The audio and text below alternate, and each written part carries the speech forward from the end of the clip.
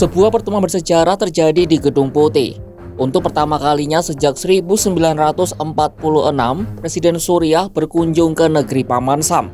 Ini tandai dengan bertemunya Presiden sementara Suriah Ahmed al-Shar'a dengan Presiden Amerika Serikat Donald Trump di Gedung Putih pada Senin 10 November 2025 waktu setempat.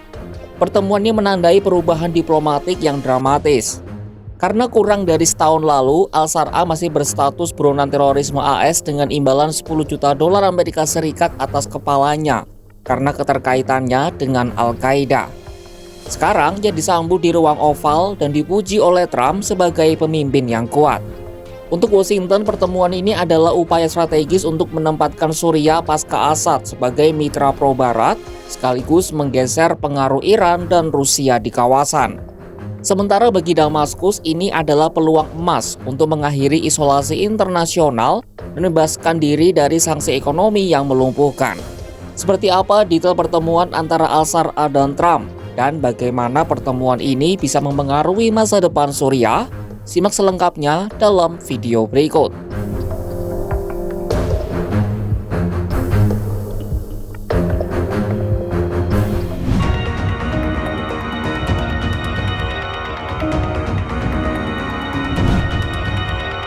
Untuk Damaskus, prioritas utama kunjungan ini adalah persoalan ekonomi, utamanya pencabutan penuh Undang-Undang Caesar 2019 alias Caesar Act. Undang-undang ini diberlakukan Amerika Serikat untuk menghukum pelanggaran hak asasi manusia berat pada masa pemerintahan Bashar al-Assad. Selama ini Caesar Act terbukti efektif melumpuhkan ekonomi Suriah. Regulasi ini membuat pemerintah Suriah tidak bisa membeli atau memperdagangkan mata uang untuk menstabilkan pound Suriah. Hal ini juga membuat Suriah sulit memenuhi pasokan listrik dan mengimpor hampir semua bentuk teknologi. Lembaga keuangan internasional pun enggan menyalurkan dana yang menghambat rekonstruksi pasca perang yang diperkirakan Bank Dunia menelan biaya lebih dari 200 miliar dolar Amerika Serikat atau sekitar 3,3 kuadriliun rupiah. Sebagai hasil langsung dari pertemuan di Gedung Putih, Departemen Keuangan Amerika Serikat mengumumkan perpanjangan 180 hari atas pembekuan sanksi tersebut. Ini melanjutkan kebijakan yang telah berlaku sejak Mei 2025. Langkah pelonggaran ini dimaksudkan untuk mendukung bangunan ekonomi Suriah dan memberi ruang bagi reformasi sosial.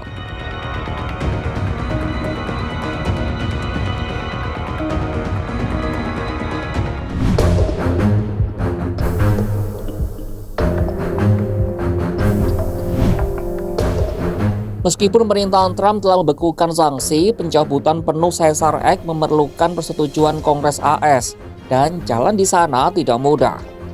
Sehari sebelum bertemu Trump, Shar'a telah bertemu dengan Brian Mast, Ketua Komite Hubungan Luar Negeri DPR AS yang dikenal pro-Israel garis keras. Mast secara terbuka menyatakan tetap skeptis terhadap pelonggaran sanksi lebih lanjut. Sejumlah anggota legislatif AS menuntut jaminan yang lebih kuat, seperti pluralisme politik di Suriah dan hubungan yang lebih baik dengan Israel sebelum menyetujui pencabutan penuh. Saat ini dua rancangan undang-undang terkait Suriah sedang berlangsung di Senat AS. Yang pertama merupakan usulan dari Senator Jen Shaheen dari Partai Demokrat yang mengusulkan penghapusan sanksi tanpa syarat untuk mempercepat pemulihan. Yang kedua merupakan usulan dari Senator Lindsey Graham dari Partai Republik yang menginginkan pencabutan bersyarat dengan evaluasi ketat setiap 6 bulan. Direktur Eksekutif Syrian Emergency Task Force Moaz Mustafa menilai aturan bersyarat usulan Graham seperti bayangan yang menggantung dan justru dapat melumpuhkan serta menakuti investor yang dibutuhkan oleh Suriah.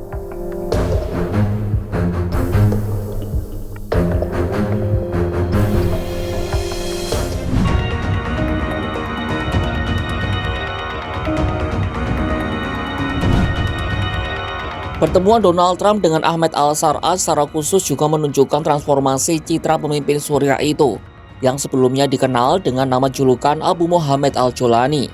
Ia adalah eks-pemimpin Jabhat al-Nusra, cabang Al-Qaeda di Suriah, yang memimpin pemberontakan melawan Bashar al-Assad.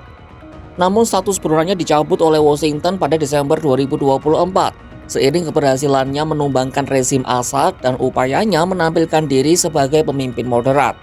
Sepekan sebelum kunjungannya ke Washington, Dewan Keamanan PBB juga mencabut sanksi terorisme terhadap Sar'a serta Menteri Dalam Negeri Suriah Anas Katab. Donald Trump sendiri memuji Al-Sar'a sebagai pribadi yang kuat.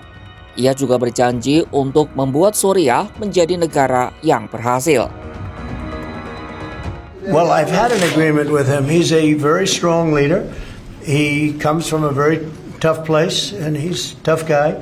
I liked him. I get along with him. The new president of Syria. And we'll do everything we can to make Syria successful because that's part of the Middle East. We have peace now in the Middle East, first time that anyone can remember that ever happening. And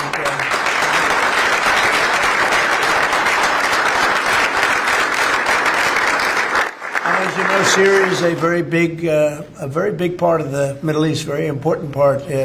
If you look back at Syria for years, they had the doctors, the lawyers, they had so many of the great intellects. It's an amazing place with great people, and we want to see Syria be successful along with the rest of the Middle East. So I have confidence that he'll be able to do the job, absolutely.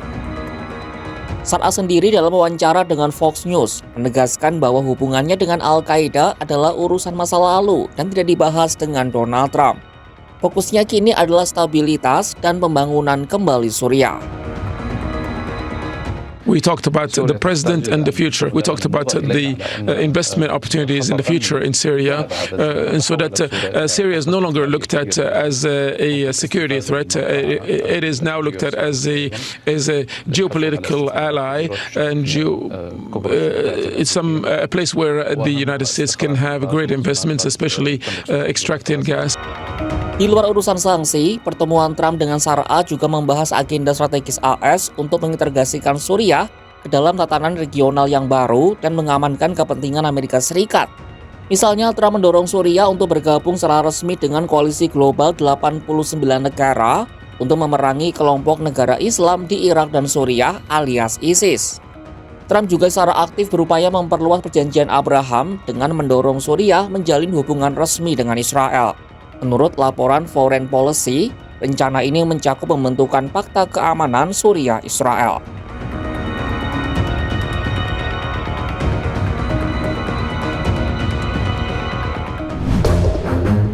Pertemuan bersejarah antara Donald Trump dan Ahmed Al-Sar'a tampak seperti win-win solution bagi kedua negara.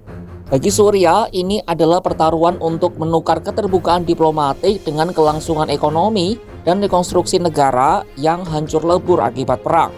Sementara bagi Amerika Serikat, ini adalah peluang emas untuk memperkuat kehadiran di kawasan dan menempatkan Suriah pasca Assad di kubu pro-Barat. Tujuan akhir dari Amerika Serikat jelas, yakni mengurangi pengaruh Iran dan Rusia yang selama ini dominan di Damaskus. Lalu menenangkan Israel melalui perjanjian Abraham dan pada akhirnya memperkuat kembali posisi Amerika Serikat di Timur Tengah. Akan seperti apa hubungan kedua negara ke depan usai pertemuan kedua pemimpin mereka ini? Saksikan kabar lainnya hanya di kanal YouTube Kompas.com.